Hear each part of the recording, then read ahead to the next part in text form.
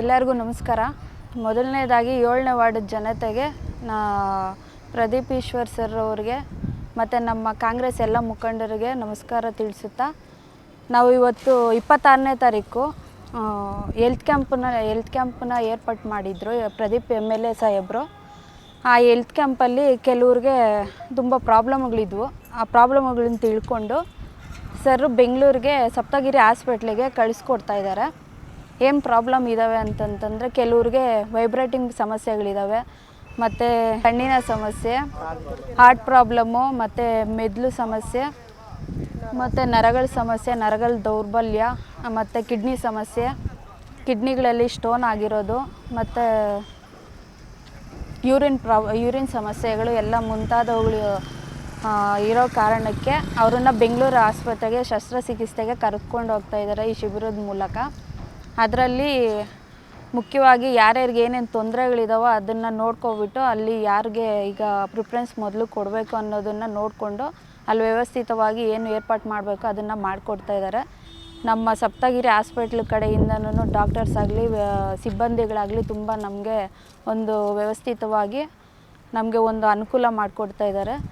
ಇದರಿಂದ ನಮಗೆ ಬಡವ್ರಿಗೆ ಬಗ್ಗರಿಗೆ ಎಲ್ಲ ಸ್ವಲ್ಪ ನಮಗೆ ಅನುಕೂಲ ಆಗಿದೆ. ಇದೇ ಥರ ಎಲ್ಲ ವಾರ್ಡ್ಗಳಲ್ಲೂ ಎಲ್ಲ ಹಳ್ಳಿಗಳಿಗೂ ಈ ಥರ ವ್ಯವಸ್ಥೆಗಳು ತಲುಪಬೇಕು ಅಂತಂದ್ಬಿಟ್ಟು ನಾನು ಪ್ರದೀಪ್ ಈಶ್ವರ್ ಸರಲ್ಲಿ ಮನವಿ ಮಾಡ್ಕೊಳ್ತೀವಿ.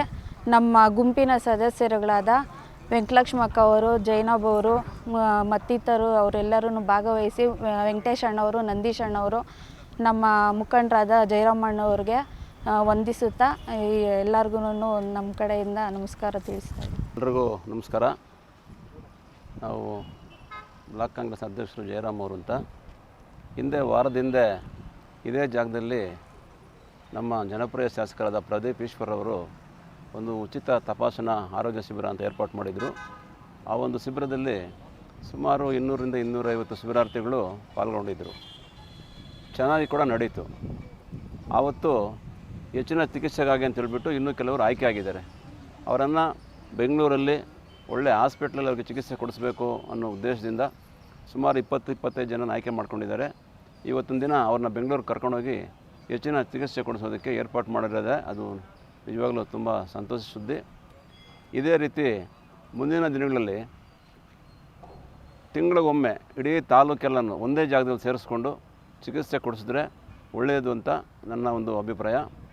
ಏಕೆಂದರೆ ವಾರ್ಡ್ ವೈಸ್ ಮಾಡಿದ್ರೆ ಅಲ್ಲಿ ಅನುಕೂಲಗಳಿರೋದಿಲ್ಲ, ಅಲ್ಲಿ ಅನಾನುಕೂಲ ಇರುತ್ತೆ.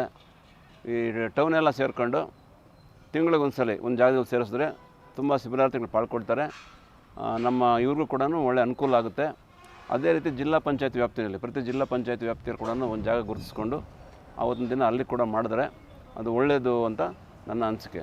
ಸರ್, ಈಗ ಮನೇಲಿ ಚೆಕ್ ಮಾಡಿದಾಗ ಕೆಲವ್ರಿಗೆಲ್ಲನೂ ಈ ಹಾರ್ಟ್ ಪ್ರಾಬ್ಲಮ್ಮು, ಈ ಮೊಣಕಾಲು ನೋವು ಪ್ರಾಬ್ಲಮ್ಮು, ಕಿಡ್ನಿ, ಕಣ್ಣು ಕಾಣದೇ ಇರೋದು, ಇನ್ನೂ ಅನೇಕ ಸಮಸ್ಯೆಗಳು ಇದೆ. ಅದಕ್ಕೆಲ್ಲ ಹೆಚ್ಚಿನ ಚಿಕಿತ್ಸೆಗಾಗಿ ಬೆಂಗಳೂರಿಗೆ ಕರ್ಕೊಂಡು ಹೋಗ್ತಾ ಇದ್ದೀವಿ ಸರ್. ಅವ್ರನ್ನ ಎಲ್ಲ ಬೆಂಗಳೂರಲ್ಲಿ ಕೂಡ ಉಚಿತವಾಗೇ, ಎಲ್ಲಿ ಏನು ಅವರು ಹಣ ಖರ್ಚು ಮಾಡೋಂಗಿಲ್ಲ, ಎಲ್ಲ ಉಚಿತವಾಗೇ ನಮ್ಮ ಶಾಸಕರ ಒಂದರಿಂದ ಕರ್ಕೊಂಡೋಗೋದು ಕರ್ಕೊಂಬರೋದು ಎಲ್ಲ ನಮ್ಮ ಜವಾಬ್ದಾರಿ. ಶಾಸಕರ ಒಂದು ಅವ್ರ ಆಜ್ಞೆ ಮೇರೆಗೆ ಎಲ್ಲರೂ ಕರ್ಕೊಂಡೋಗಿ ಅಲ್ಲಿ ಚಿಕಿತ್ಸೆ ಕೊಡಿಸಿ ಕರ್ಕೊಂಬಂದು ಅವ್ರ ಮನೆಗಳಿಗೆ ಸೇರಿಸ್ತಾ ಇದ್ದೀವಿ ಸರ್. ನಾವು ಈಗ ಒಂದು 25ರಿಂದ 30 ಜನ ಓಡ್ತಾ ಇದ್ದೀವಿ ಸರ್. ಈಗ ಬಸ್ಸೆಲ್ಲ ಉಚಿತವಾಗಿ, ಬಸ್ಸೆಲ್ಲ ಊಟ ವಸತಿ ಅಪ್ ಆ್ಯಂಡ್ ಡೌನ್ ಹೋಗೋದು ಬರೋದು ಎಲ್ಲ ಉಚಿತವಾಗಿ ಮಾಡಿಸ್ತಾ ಇದ್ದೀವಿ ಸರ್. ನಾವು ನೋಡಬೇಕು, ಆ ಟ್ರೀಟ್ಮೆಂಟ್ ಮೇಲೆ ಡಿಪೆಂಡ್ ಆಗುತ್ತೆ. ನೆಕ್ಸ್ಟ್ ಇನ್ನೂ ಮತ್ತೆ ಬರಬೇಕು ಅಂದರೆ ಕರ್ಕೊಂಡೋಗಿ ಮತ್ತೆ ತೋರಿಸ್ಕೊಂಬರ್ತೀವಿ. ಇನ್ನೂ ಸ್ವಲ್ಪ ಇದೆ ಅನ್ನೋದು ಗೊತ್ತಾಗ್ಬಿಟ್ರೆ ಆ ಟ್ರೀಟ್ಮೆಂಟ್ ಮೇಲೆ ಡಿಪೆಂಡ್ ಆಗುತ್ತೆ. ಟ್ರೀಟ್ಮೆಂಟು ಅವ್ರು ಯಾವ ಥರ ಸ್ಪಂದನೆ ಮಾಡ್ತಾರೆ, ಅವ್ರಿಗೆ ಟ್ರೀಟ್ಮೆಂಟಿಂದ ಅನುಕೂಲ ಆಗಿದೆಯಾ ಅನಾನುಕೂಲ ಆಗಿದೆಯಾ, ಇನ್ನೊಂದು ಸಾರಿ ಬರಬೇಕು ಅಂದರೆ ಮತ್ತೆ ಕೂಡ ಸೇಮ್ ಟೈಪ್ ಬಸ್ ಮಾಡಿ ಕರ್ಕೊಂಡೋಗಿ ಕರ್ಕೊಂಬರ್ತೀವಿ ಸರ್. ನೆಕ್ಸ್ಟ್ ಫಿಕ್ಸ್ ಮಾಡ್ತೀವಿ ಸರ್, ನಾವು ಶಾಸಕರು ಮಾತಾಡಿಬಿಟ್ಟು ಫಿಕ್ಸ್ ಮಾಡ್ತೀವಿ ನೆಕ್ಸ್ಟ್. ಸರ್, ಅಜ್ವಾರ ಗ್ರಾಮ ಪಂಚಾಯತಿಯಲ್ಲಿ ಅಜ್ವಾರದಲ್ಲಿ ಹಿಂದೆ ಕಲುಷಿತ ನೀರು ಕುಡಿದು ಅಲ್ಲಿನ ವಾತಾವರಣ ಹೆಚ್ಚು ಕಮ್ಮಿ ಆಗಿ ಸುಮಾರು ಜನ ಕಾಯಿಲೆ ಅಂತ ಒದ್ದಾಡ್ತಾಯಿದ್ರು. ಅದು ಏನು ಅಂತ ಗೊತ್ತಾಗ್ತಾ ಇಲ್ಲ ಕಾಯಿಲೆ ಅಂತೇಳ್ಬಿಟ್ಟು. ಅದು ನಮ್ಮ ಶಾಸಕರ ಗಮನಕ್ಕೆ ಬಂದು ಇದು ಅಲ್ಲಿ ತಪಾಸಣೆ ಮಾಡಿಸಿದಾಗ, ಬೆಂಗಳೂರಿಂದ ಬಂದಿದ್ರು ಡಾಕ್ಟರ್ಸು, ತಪಾಸಣೆ ಮಾಡಿಸಿದಾಗ ಅವ್ರಿಗೆ ಕ್ಯಾನ್ಸರ್ ಇರೋದು ಕಂಡು ಬಂತು. ಅವ್ರು ಕ್ಯಾನ್ಸರ್ ಅಂತ ಗೊತ್ತಿಲ್ಲದಿರ ಹಿಂದೆ ಒಂದು 2-3 ತೀರ್ಕೊಂಡಿದ್ರು ಅಜ್ವಾರದಲ್ಲಿ.